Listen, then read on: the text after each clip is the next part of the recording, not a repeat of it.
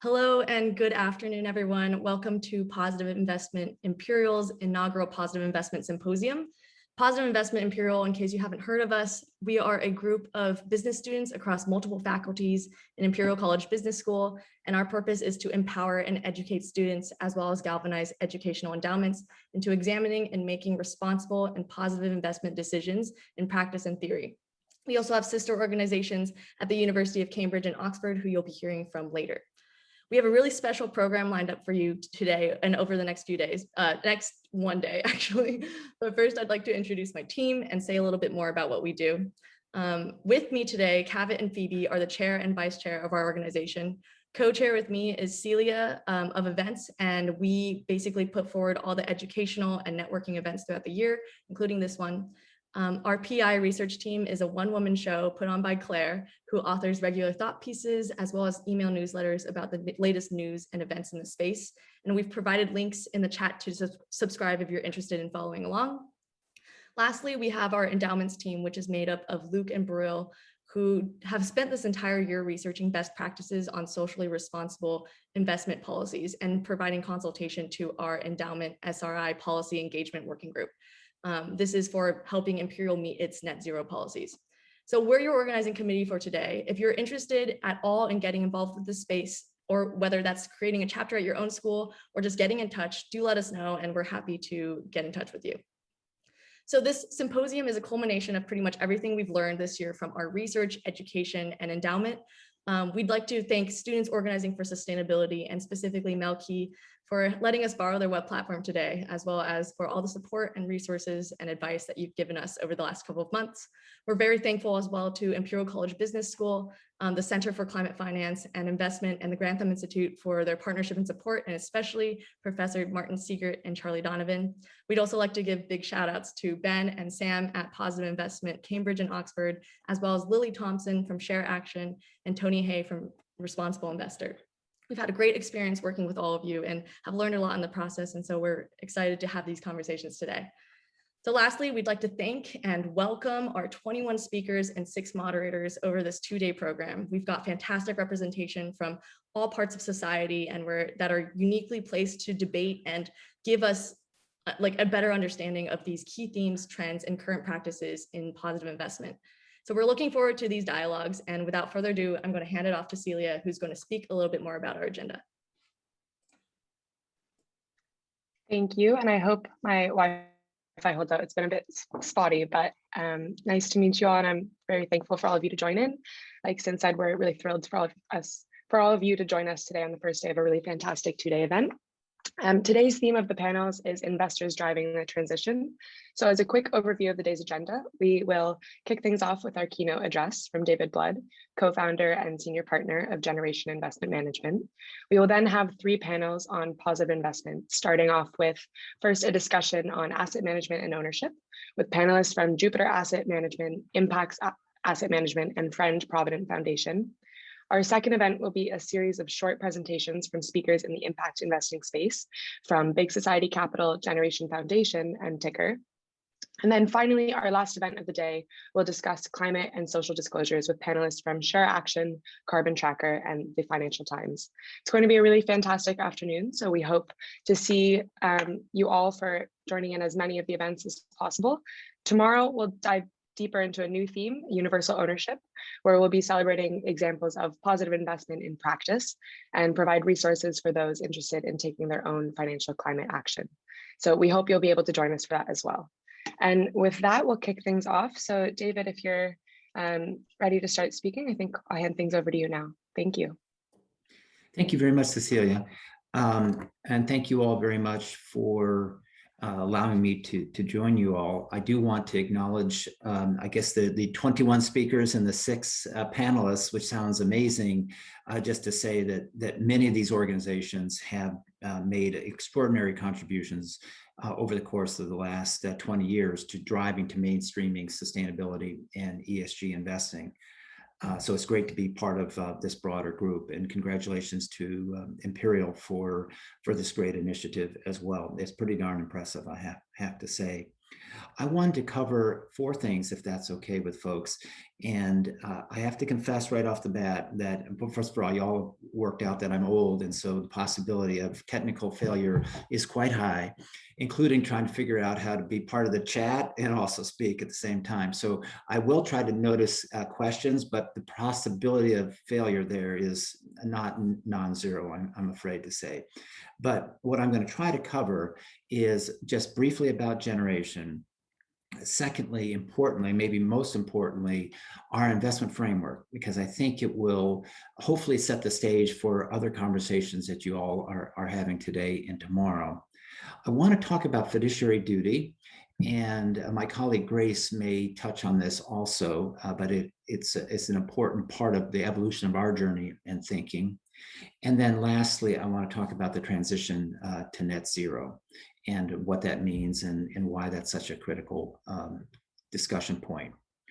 So generation is 17 years old, which is pretty extraordinary. We were established in the spring of 2004.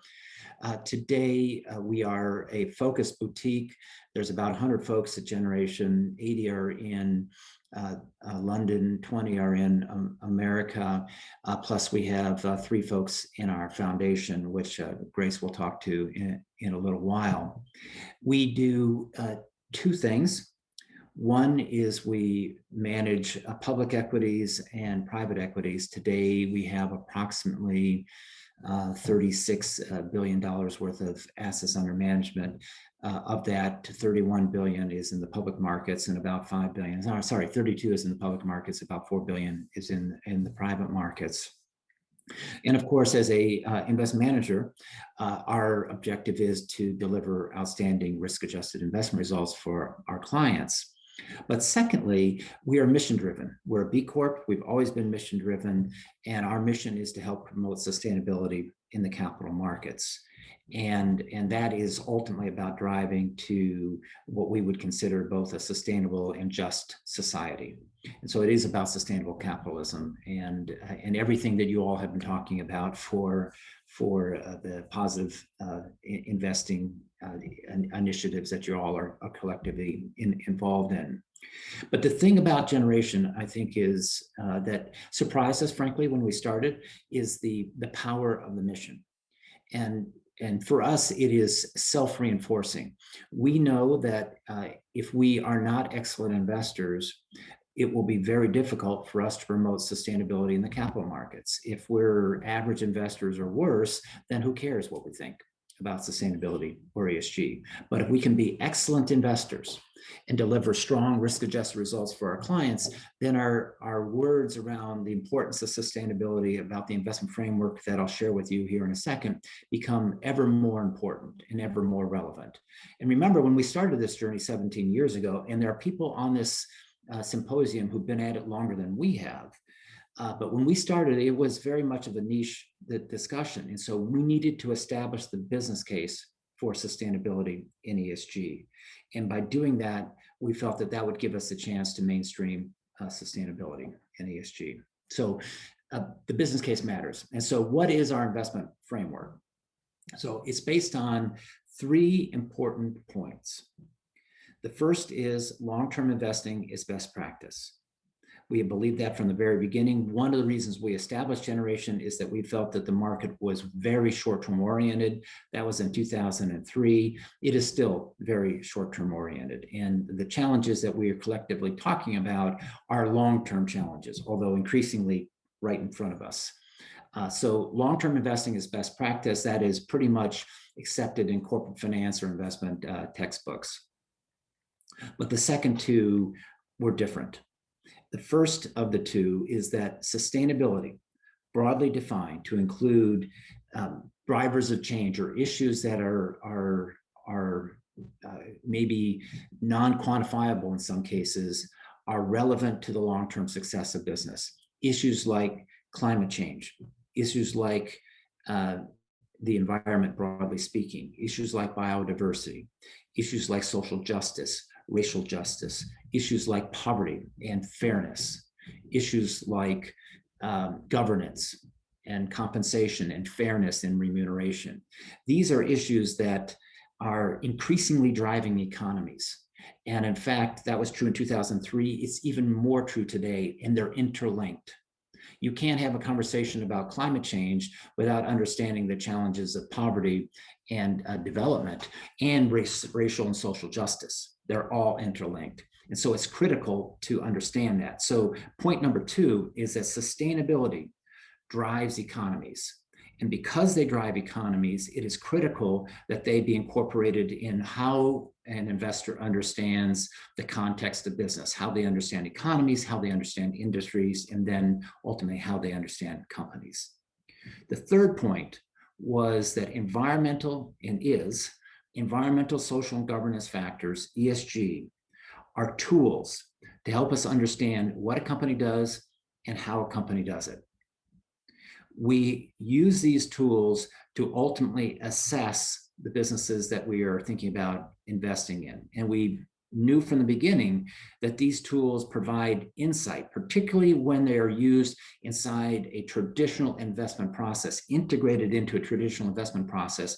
They provide differentiated insight, both in terms of risk management, but very importantly, understanding the best businesses that one wants to invest in, and certainly helps around engagement priorities.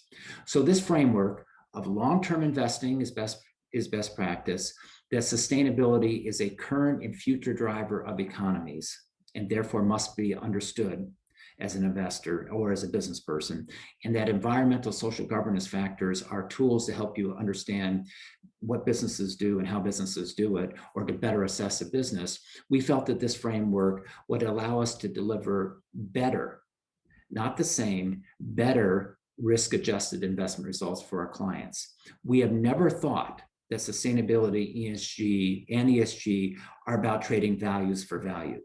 We've never thought that it was something that you do if only in good times, or you do after you understand the business side of it. We believe that it's critical. It's integrated into how people should run businesses, how economies should operate, and by extension, how you should allocate capital. And as I said earlier, we believed from the very beginning that this was mainstream, and that by making the business case countless times over the course of the last 17 years, that the market would ultimately understand that this was best-in-class investing. And today, whether it's 35% or 30 or 45% of the market who have embraced sustainability and ESG in one way, shape, or form, I think it's fair to say that we have hit the point where sustainability and ESG is mainstream. When Larry Fink, the CEO of BlackRock, the largest investment manager in the world, declares sustainability and ESG mainstream, we kind of say, yeah, probably it's getting there in that respect.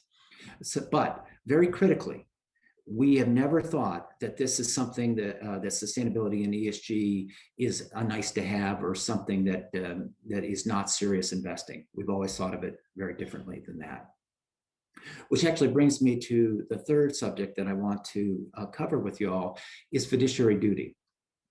So when we established Generation in 2004, one of the first things we had to ask ourselves is, would clients consider our investment philosophy and approach meeting their fiduciary duty? Were we meeting our fiduciary duty as allocators of capital? And we actually commissioned some research around that, some legal research, and concluded that yes, because of the business case, because of the challenges of sustainability that we mentioned, and because of the insights, the unique insights that ESG provides, that they were tools to allow us to fulfill our fiduciary duty.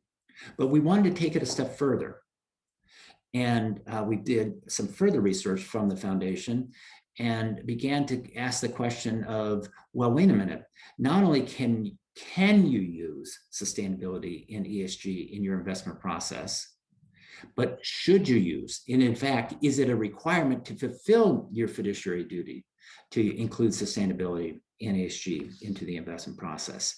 And while different jurisdictions have different conclusions on this, certainly in Europe and the United Kingdom, and indeed at one point the United States, and I think soon again in the United States, it's clear that if you do not consider factors like climate change or sustainability and ESG in your investment process, you are not fulfilling your fiduciary duty.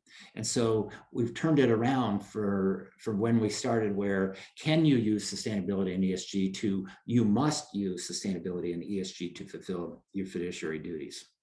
But that's not where we want to end. What we're focused on today is whether impact is part of your fiduciary duty, because we categorically believe that all investing has impact.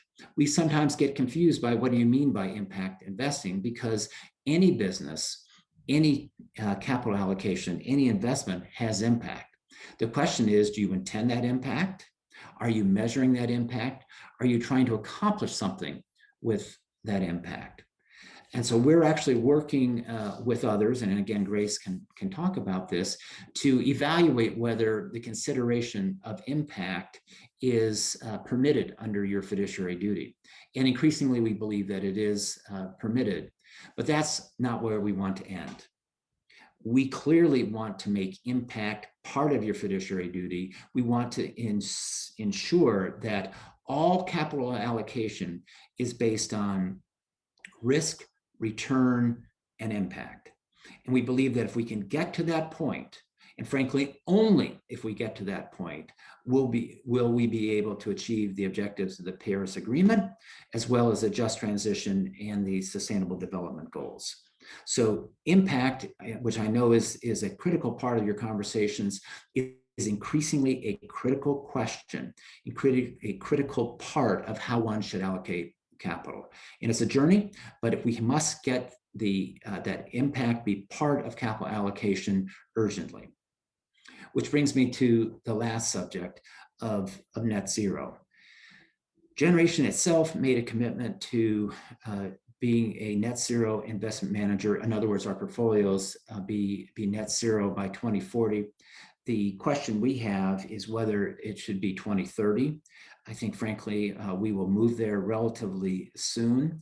It's easier for a boutique firm like Generation to do that, particularly given the investment framework that I just set out. And we have tested our portfolios, certainly on scope 1 and scope 2, and we're well within the Paris Agreement at this point. But we still want to continue to think about that. Also, Generation was part of a consortium of investors, many of whom, again, are on these conversations today and tomorrow, that are now committed to becoming net zero asset managers, the Net Zero Asset Manager Initiative. And that is part of the broader context of driving to net zero under the COP26 framework, where you now have net zero commitments from the entire capital markets. You have net zero commitments from the asset owner community. You have net zero commitments from the asset management community.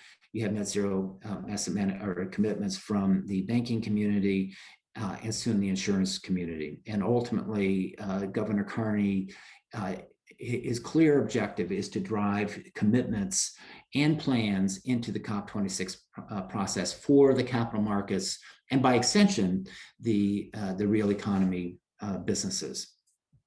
But frankly, that ultimately isn't going to be the end all, of course, is that commitments and plans are great, but unless you actually fulfill them and manage to those goals and commitments, then it's all talk as opposed to action. And so frankly, we're now focused on how do you fulfill your net zero commitments. And that's going to be based on really four points. The first is reporting those commitments and understanding those commitments, and I know that will be part of your conversation, I believe, tomorrow. And there are ways to do that, ranging from TCFD, the Task Force on Climate Change Disclosure, to how you align your portfolios with the Paris Agreement. As I said, there are a number of organizations who are critically wise and involved in those conversations that you'll be speaking with over the course of the next 24 hours or so. The second is capital allocation. Clearly, if you're going to decarbonize economies, and you have to remember that ultimately the transition to net zero is a capital allocation question. Capital to businesses that are carbon intensive are going to be unhelpful, although there may be instances where we need to do it. Clearly, we have to decarbonize our economies, and that is, we have to think about that from a capital allocation perspective. The third is engagement. That is true for not only our asset management and asset owner communities, but very importantly, the companies that we're investing in. Some, as you can imagine, are going to be quicker to decarbonize, some because that they can do, it's easy for them, and some because they have incumbent perspectives that need to change. And the last is collaboration. On the work that we've done, what we've concluded is that it's extremely difficult to get to net zero by oneself. This is really complicated stuff, ranging from the reporting to the engagement to capital allocation, particularly the hard to abate sectors, incidentally. And so the only way we're going to do this is symposiums like what you're doing today, but also asset managers, asset owners, banks, insurance companies coming together under common frameworks, under best practice frameworks, under regulatory regimes that will help us transition to net zero. Which brings me actually to the last point I want to leave with you all. You all are heading into the most important 5 to 10 years of my career. I've unfortunately been at this now for 40 years. The next 5 to 10 years will be the most important. The transition to net zero has started, but frankly, we are nowhere near what needs to happen. We need to allocate $2 to $3 trillion per year over the next 30 years, and we're nowhere near it. We need to cut emissions in half in the next 8.5 years. That's a big ask. That is a huge ask.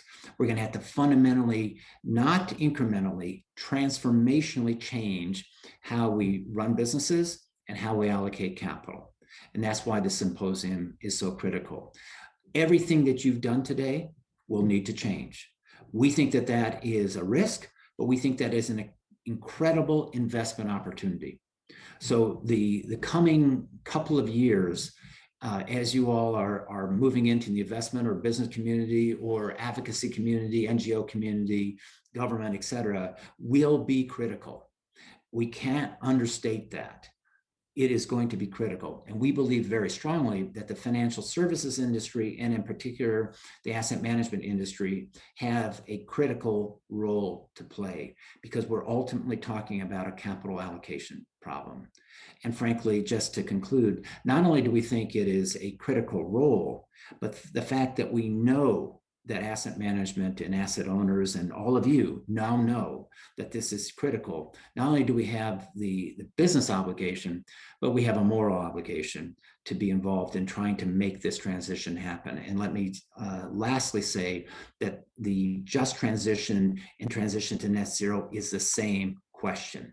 We cannot transition to net zero unless this is just transition. So if I'm using terms around climate, please understand that it cannot happen unless we think about what's fair to people and how we can ensure that there is a justice, climate justice in this transition. So that's kind of what I wanted to share. And if I was clever enough, I would have been able to focus on these questions. And of course I can't. So I don't know. No problem. I think that they're more comments necessarily rather than questions. But if anyone does at this time have a direct question, there is a question and answer function on the bottom screen. So a specific question and answer chat box that if you want to write in something, we do have 1 or 2 minutes right now for David to quickly respond. But if not, then I just want to say at first, thank you so much for that, David. That was a fantastic setting up of the theme of the role of the financial sector and investors in driving the just, as he said, net zero transition, and also for reminding us of the huge task at hand and just why it is so important. So thank you so much. That was a fantastic talk. Thank you for having me. Of course. I'm just trying to read quickly now. We do have a couple of questions. I don't know. I'm about to hand it off to Luke for the next panel, but I think we can probably tackle 1 or 2. So if any of my other positive investment team have been reading through the questions right now and have identified one that we can answer right now, if you can hop in right now, that would be brilliant. Well, one thing while somebody's thinking is to say, I did see one question about whether sustainability occurred to me when I was CEO of Goldman Sachs Asset Management. The answer is absolutely yes. It occurred to me, frankly, since I was about 12 years old, 11 years old. This has been a critical part of my life. But we made the decision not to do it at GSAM because we needed to take a clean sheet of paper. And we actually worked for a year and a half developing this investment philosophy and process. And we felt that that was the best way to do things. Sometimes working, and this is why changing incumbents is difficult. You have to take a step back, use what you think is excellent from the old approach, but also reconsider or consider new ideas. And that's why we felt it was better to build a generation outside of Goldman Sachs. Great, thank you. So there are a couple, I think we should have time for 2 minutes right now. So I'm looking in the question and answer box as well as the chat function. And the first question in the Q&A box is, what can students do to aid the movement to net zero? Noyan Mika, I hope I pronounced your name right, sorry. You mentioned net zero, David, is a question of fundamentally changing capital allocation patterns. What can students entering the job market do? I think that the critical question or point is to know that it is happening, and that to insist that wherever you go, that there's that the organization that you join is consistent with that. I think, frankly, a lot of businesses have come around to sustainability and ESG because they realize that they can't attract great people, such as yourselves, unless they make this embrace this. But beware of greenwash. It is happening. It is going to happen more as more and more organizations make this commitment.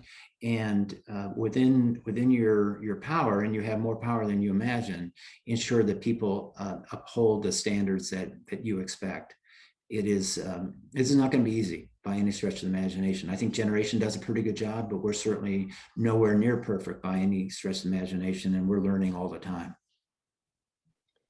Absolutely, thank you. So then I see that Victoria has had a question from a few minutes ago in the chat where she's acknowledging that yes, financial returns are important, but they need to be secondary to ultimate outcomes that the economy should be accountable for, i.e. long-term well-being for all. And her question is, how far away are we from impact trumping financial returns? Oh, I hate it when you use the word Trump, though, Cecilia. You can't do that.